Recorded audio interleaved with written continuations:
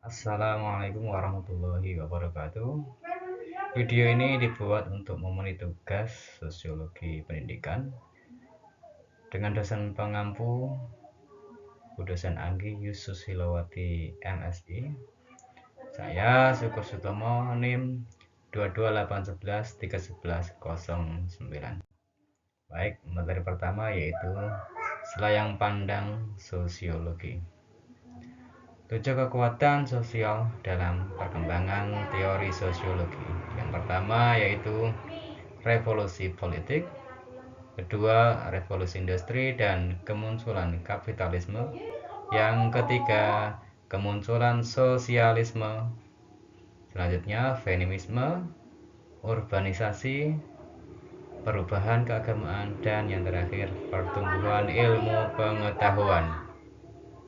Tokoh-tokoh utama yaitu ada dua. Yang pertama Auguste Comte yang dikenal dengan sang bapak sosiologi, kemudian Ibnu Khaldun sebagai sosiologi muslim. Yang pertama yaitu Auguste Comte. Ia sering disebut sebagai bapak sosiologi yang berperan besar dalam mengembangkan dasar-dasar ilmu sosial atau sosiologi. Ia memperkenalkan konsep positivisme yang menegaskan bahwa ilmu pengetahuan harus didasarkan pada pengamatan empiris dan hukum yang dapat diverifikasi, menolak spekulasi metafisik dan teologis. Comte mengemukakan bahwa masyarakat atau manusia berkembang melalui 3 tahap intelektual yang dikenal dengan hukum 3 tahap. Yang pertama yaitu tahap teologis, penjelasan fenomena alam dan sosial berdasarkan kekuatan supernatural dan dewa-dewa. Selanjutnya tahap metafisik, penjelasan beralih ke konsep-konsep abstrak dan kekuatan esensial. Tahap yang terakhir yaitu tahap positif, penjelasan didasarkan pada pengamatan ilmu dan hukum-hukum yang dapat diverifikasi.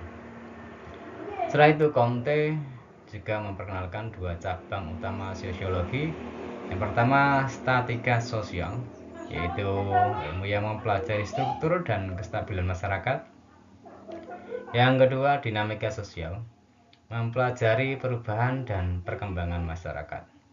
Karya-karya pentingnya seperti Course the Philosophy Positive dan System the Politik Positif, yaitu memberikan dasar bagi sosiologi sebagai ilmu pengetahuan, menegaskan pentingnya observasi ilmiah dan perkembangan teori dalam memahami kekuatan sosial yang mempengaruhi perkembangan masyarakat dan ilmu sosiologi.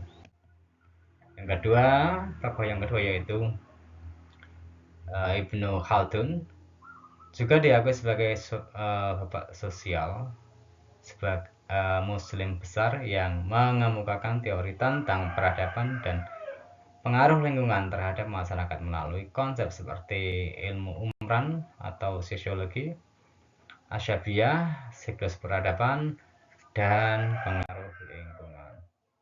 Pemikiran utama Ibnu Khaldun yang pertama yaitu ilmu umran atau sosiologi, teori asyabiyah, siklus peradaban, pengaruh lingkungan, dan pemikiran ekonomi.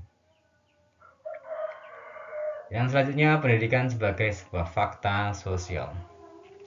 Pendidikan merupakan fakta sosial menurut Emil Durkheim, yang berarti pendidikan adalah bagian dari struktur masyarakat yang mempengaruhi perilaku dan identitas individu di luar kendali pribadi. Pendidikan berfungsi mentransmisikan norma, nilai, dan budaya dari generasi ke generasi untuk memperkuat ketertiban dan kohesi sosial. Relevansi pentingnya bagi mahasiswa adalah agar mereka menyadari bahwa pendidikan tidak hanya menambah ilmu saja, tetapi juga sebagai alat untuk memahami, mempertahankan, atau bahkan menantang struktur sosial yang ada, serta berperan sebagai agen perubahan dalam masyarakat. Perlunya mengkaji sosiologi pendidikan. Sosiologi pendidikan itu sangat penting dipelajari karena membantu mahasiswa memahami hubungan antara faktor sosial seperti kelas, gender, etnisitas, dan budaya dengan mutu pendidikan. Sosiologi pendidikan juga memungkinkan mahasiswa mengenali ketidaksetaraan sosial dalam dunia pendidikan dan mengembangkan kesadaran kritis terhadap isu-isu tersebut. Selain itu, materi menegaskan bahwa keberhasilan bangsa dalam maju tidak hanya bergantung pada kekayaan sumber daya alam, tetapi lebih penting bagi negara adalah sumber daya manusia yang berkualitas, yang dipengaruhi oleh sistem pendidikan yang baik. Untuk mahasiswa kependidikan, pemahaman ini membantu dalam merancang pendekatan pembelajaran yang inklusif dan adil, serta mampu menghadapi tantangan sosial di lingkungan pendidikan. Materi selanjutnya yaitu sejarah munculnya sosiologi pendidikan. Sejarah dan perkembangan sosiologi pendidikan menyoroti tokoh-tokoh utama yang menginisiasi disiplin ini seperti Lester Frank Ward, Emil Durkheim, dan Max Weber. Kelahiran sosiologi pendidikan. Disiplin ini muncul sebagai respon terhadap kondisi pendidikan yang ada, berakar dari perkembangan sosiologi sebagai ilmu yang lebih luas. Tokoh-tokoh kunci. Yang pertama yaitu Lester Frank Ward. Memenangkan perhatian pada akses pendidikan yang tidak merata dan dampaknya terhadap ketidaksetaraan sosial. Emil Durkheim, ia menekankan peran pendidikan dalam membentuk struktur sosial, menyalurkan nilai, serta membangun solidaritas dalam masyarakat. Sedangkan Max Weber membahas bagaimana pendidikan terpengaruh oleh birokratisasi dan nilai-nilai masyarakat yang berbeda berdasarkan konteks urban dan agraris. Peran dan fungsi pendidikan. Pendidikan dilihat sebagai proses sosial yang penting, mengajarkan nilai dan norma, serta membangun identitas sosial. Yang selanjutnya, pendidikan juga berfungsi sebagai penjaga moralitas dan dapat mereproduksi struktur sosial. Relevansi sosiologi pendidikan.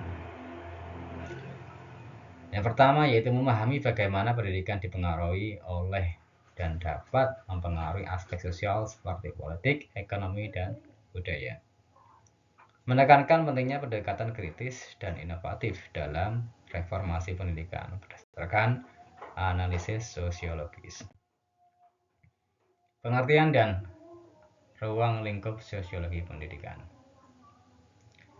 Materi sosiologi pendidikan ini merupakan penjelasan tentang hubungan antara pendidikan dan masyarakat serta faktor-faktor sosial yang mempengaruhi dan dipengaruhi oleh pendidikan. Berikut adalah ringkasan dari isi materinya. Yang pertama, pengertian sosiologi pendidikan. Sosiologi pendidikan merupakan ilmu yang mempelajari interaksi sosial dalam konteks pendidikan, serta bagaimana pendidikan berfungsi dalam struktur sosial. Ini mencakup hubungan pendidikan dengan aspek sosial seperti kelas, ras, gender, dan institusi. Yang selanjutnya, ruang lingkup. Sosiologi pendidikan mencakup 4 aspek utama. Yang pertama, hubungan antar sistem pendidikan dan sistem sosial lainnya, hubungan sekolah dengan komunitas, hubungan antar manusia dalam sistem persekolahan, pengaruh sekolah terhadap perilaku peserta didik. Hubungan dengan sekolah, hubungan antar guru dan staf, serta hubungan antara guru dan manajemen sekolah adalah kunci dalam menciptakan iklim sekolah yang efektif. Komunikasi dan kolaborasi antar rekan kerja berperan penting. Interaksi antara guru dan siswa serta antar siswa sendiri juga mempengaruhi proses pembelajaran, pembentukan identitas sosial, dan lingkungan di sekolah. Stratifikasi sosial. Dalam konteks sosiologi pendidikan, stratifikasi sosial dapat berdampak pada akses siswa terhadap sumber daya dan kesempatan belajar, yang ujungnya mempengaruhi prestasi akademis mereka. Selanjutnya yaitu kepemimpinan dan budaya sekolah. Gaya kepemimpinan di sekolah berperan dalam membentuk budaya sekolah yang berdampak pada interaksi dan kerjasama antar individu. Capaian pembelajaran, mahasiswa diharapkan memahami pengertian sosiologi pendidikan, menganalisis masalah pendidikan dari berbagai perspektif, dan menerapkan pemahaman sosiologi dalam kebijakan dan praktek pendidikan.